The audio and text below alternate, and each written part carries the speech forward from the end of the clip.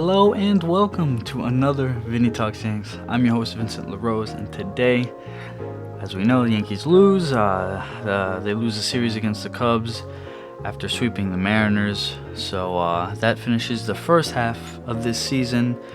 A little over first half. I think they just played their 91st game. So yeah, I don't know why they do that with the All-Star game now. But ultimately, not a terrible first half. I feel like they could have done a little bit better. But they're 3 games out of first. Well, they're 2.5 games out of first. If the Blue Jays win tonight, they'll be 3 games out of first.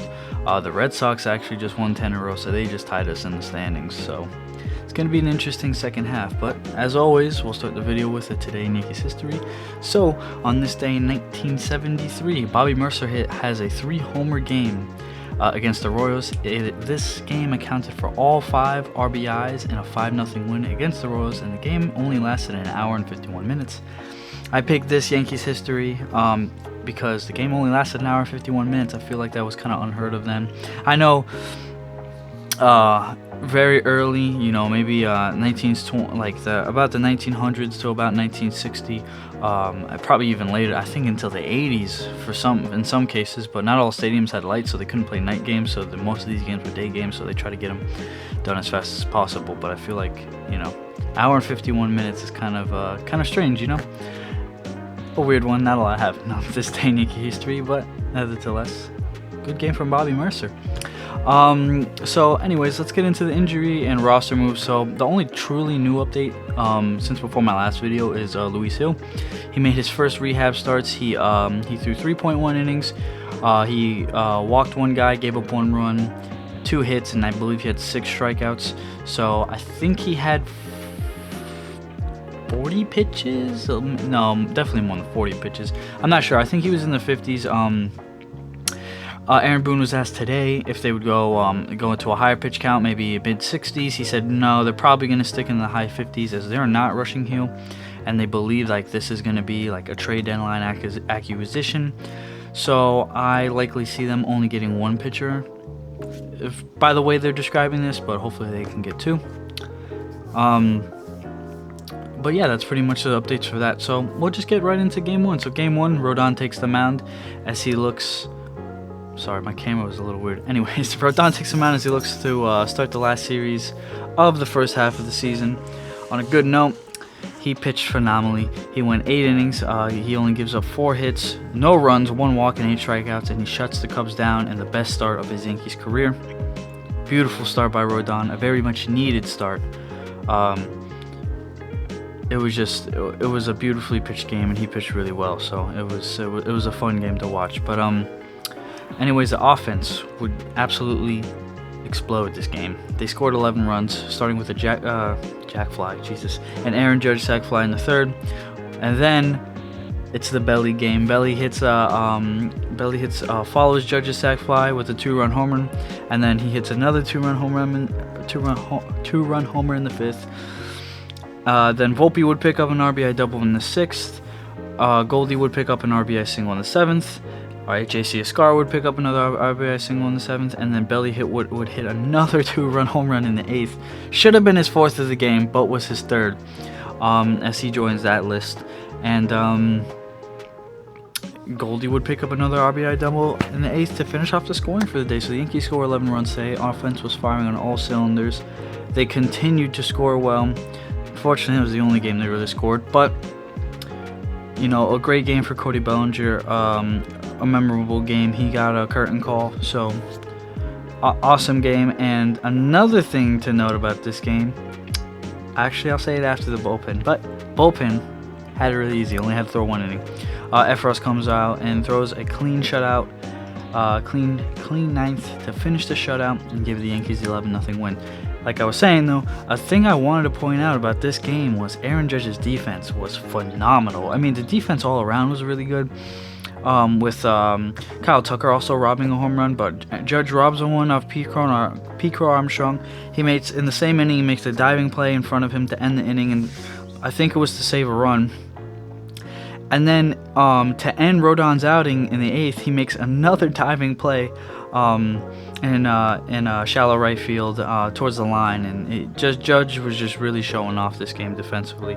I know he didn't have the best offensive game, but defensively, no matter what this guy's doing on the field, whether it's offensively or defensively, he's a problem. Like, he's just not a problem like a bad problem, like a great problem. He's very good. It's fun. It's very fun to watch. But anyways, so as I said before, Billy had a 3-homer game. This would bring his hitting streak to 16 games. It would get to 17 games. Unfortunately, that was snapped today. But in his last 15 games, Bellinger is 377 with a 397 on base, a 738 slugging, with 6 homers, 21 and 23 hits, and 61 at bats. Cody Bellinger has been amazing. Again, I made like a short and a little video about it.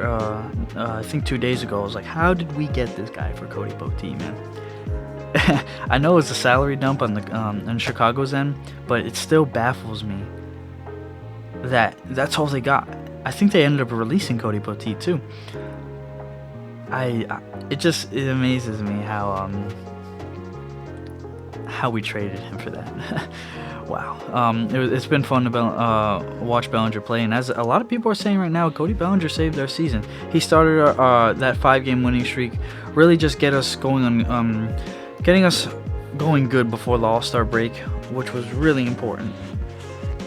But we'll get into Rodon's start a little bit. As I said, I said his final line before. He made an amazing start on the day Boone actually would decide.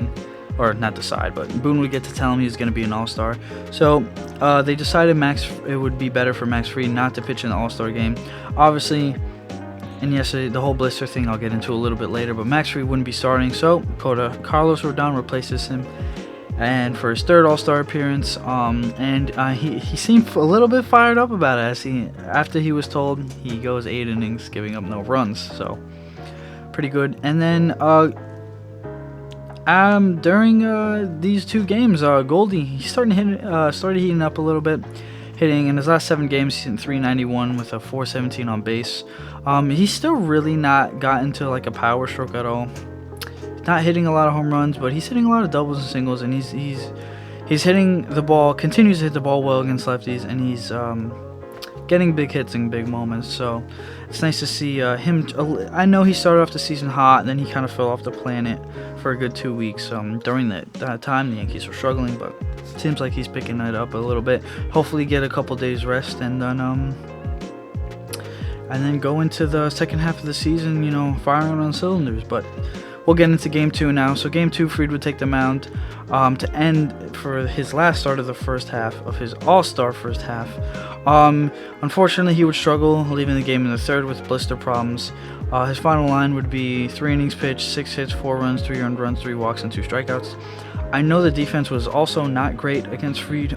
Every single ball hit seemed to find a hole. We ended up committing an error, I think I don't remember what inning it was, but they committed an error. They just were not helping Fried at all, and he was struggling with the blisters, so unfortunate. But the offense would unfortunately struggle this game as well, only picking up two runs on Aaron Judge's home run in the 9th. I'll talk about the significance after this. And then the bullpen would have a lot of work to do this game. Coming out during the 4th inning, starting with Hamilton, he goes 2 innings. Then Efros would go out for 1, followed by Loaiska. He goes 1, and he gives up a homer. And then Hill comes in for 1, and Brubaker comes in for 1 and closes out the loss. So, some points I want to talk about this game. Obviously, the most important one, the one we all, at least we got some satisfaction out of this game. Aaron Judge becomes the fastest player in MLB history to hit 350 home runs. It took him 1,088 games, and the next closest is Mark McGwire, and he did it in 1,280 games. So, he almost beat him on a 200 game. Judge did it a full season and a half faster, basically, than Mark McGwire did. A little, like a season and a quarter, maybe. So, we all know about Judge. I don't even got to talk about it. He's amazing, and he's going to keep continuing to be amazing. So, and then, unfortunately, the negatives. Jonathan Loaiska has been absolutely awful. He has now given up the most home runs in his entire career for season-wise, giving up 7. And his last 7 games are awful. He's pitched into a 10.29 ERA, 8 earned runs on 13 hits and only 7 innings. 7 innings pitched with 13 hits and 8 earned runs. Yeah, he's just been really bad.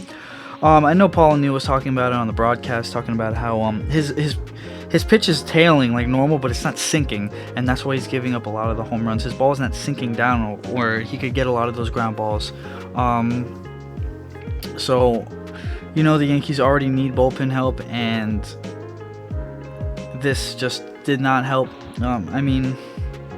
Giving up, I think it was a solo shot, but it just, oh man, we need bullpen help bad. And then last point is Max Fried struggles. He has a blister on his pitching pointer finger. They already said he's not expected to miss a start. Obviously, he's not in the he's going to be at the All-Star game, but he's not pitching in the All-Star game. So I believe he's going to get if all goes well, he's getting the first start out of the All-Star break. If I'm not mistaken, I think that's why they decided to sit him during the All-Star game. I want to see if they have anything ready for it. That's the game. That's where, ironically, the All-Star game's in Atlanta, and then we go straight and we stay in Atlanta. So they don't have the pitchers listed yet. I think Fried is getting the start in this game. That's why he didn't pitch in the All-Star game. Don't know if that's going to happen 100% now with the blister problem. Technically, I believe it would be. Oh, that was bad. But technically, I believe it'd be Schlittler's. I always say Schlittler's. Schlittler's start. But I think they said they were gonna skip it because of the break. So I believe Fried is designed to start first game out of the All-Star break. So, anyways, we'll go on to Game 3. Didn't even write notes for Game 3. Just watched it. Warren gets the start. He goes 5 1/3. He struggled a little bit. I think he only got 2 strikeouts.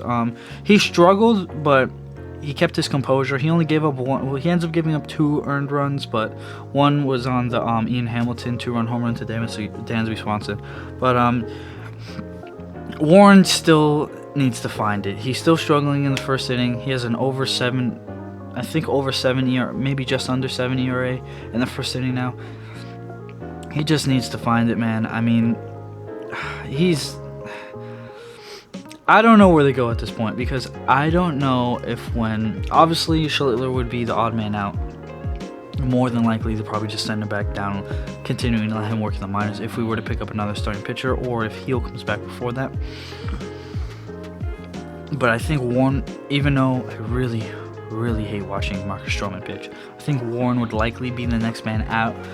They'd probably throw him into a bullpen long man role, or I don't think they sent him down. Truthfully, I don't know. Obviously, we don't know what's gonna happen coming up to the trade deadline, so we shall see. But the Yankees need to pick up another 2. I mean, even with Heel coming back, we still only have. If Heel is somehow as good as he was his rookie year, we still only have 3 guys. So we definitely need at least 1 more really good starter, and even just a guy to throw, not just to throw out there, but a guy to give competitive starts.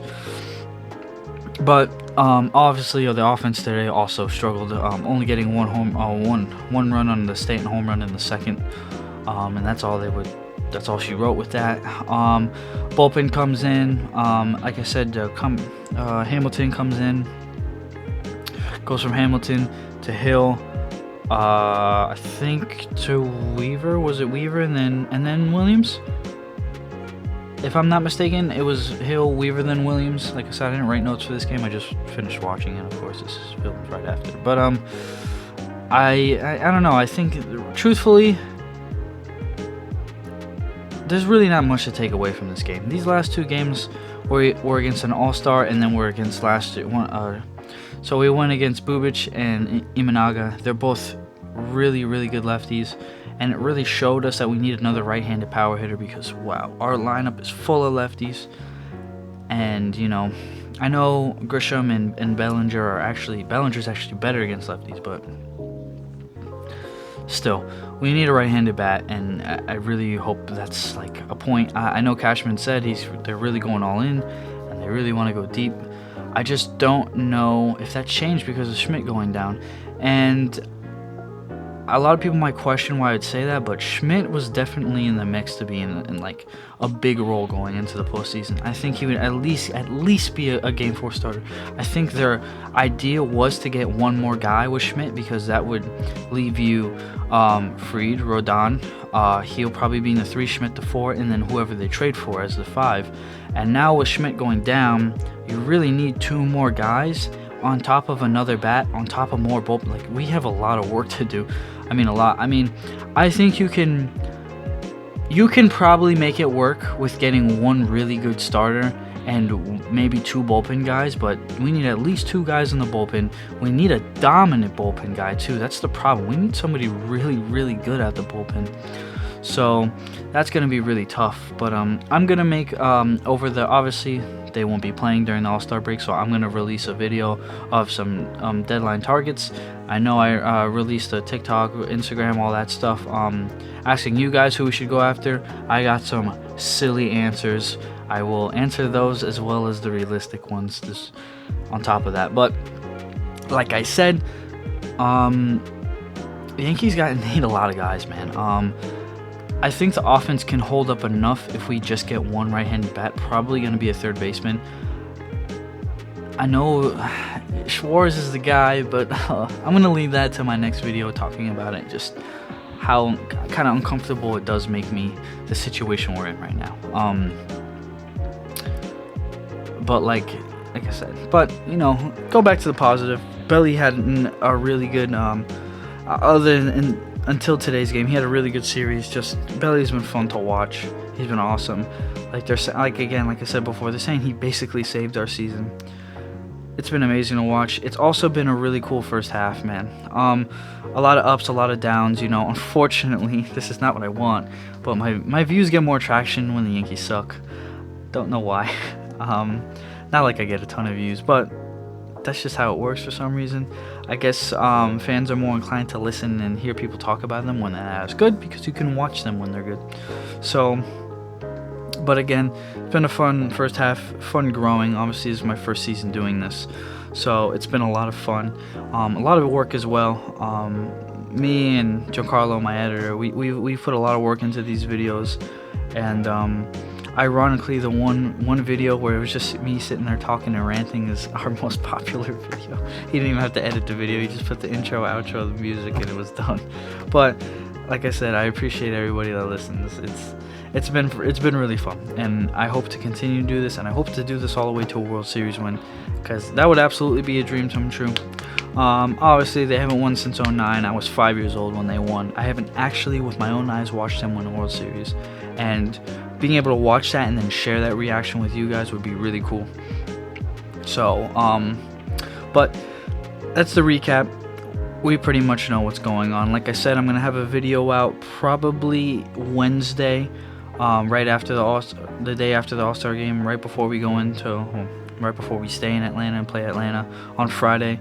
I'm gonna probably, like I said, are we playing them Friday or are we playing them Thursday? Whatever, regardless of if we play them Thursday or Friday. I'm gonna have that video out Wednesday. It's really gonna just go over the trade, guys I think we should trade for, and then people you guys thought we should trade for. I had a couple people like Alex Bregman and Jose Ramirez, which would be really cool, I guess, but probably not gonna happen. But I'll do my absolute very best to come up with any sort of trade idea.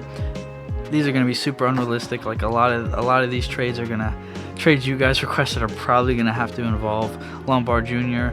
and Jones, of course, Spencer Jones. I'll do my best, but again, I appreciate everybody giving off some ideas. And if you want to, in the comments of this video, I'll come back to this video as well. Look at all the comments, and I'll do a trade. Basically make up the best trade possible to acquire whatever you guys think we should get. I'll also give you my true opinion on how realistic I possibly think it is. But going into the All-Star game, you know, we got a couple All-Stars like Jazz, Judge, Fried, Rodon makes it, and did somebody else make it off a reserve? I think it was just Rodon. So we got 4 guys. Fried's not going to pitch. So we'll see Jazz and Judge. I thought Jazz was going to start because I thought Glaber was hurt, but I believe Glaber is fine. I believe Glaber is fine, so I don't really know. Obviously, Jazz would come out second. But anyways, that's going to end it for today. Fun video, fun series again. I'm not too upset about this series. Cubs are a really good team. They had really good pitching. We destroyed their bad pitching, and their really good pitching beat us up. We're not going to win every single game, but I feel like it was a positive way to end the half. Thank you, Cody Bellinger, for giving us a positive way to end the half. Obviously, with your amazing play, and then just the bat was just phenomenal to end the first half of the season. So, but that's all I got. So as always, thank you for watching. If you care to, like and subscribe, and I hope everybody has a wonderful day. Go Yankees.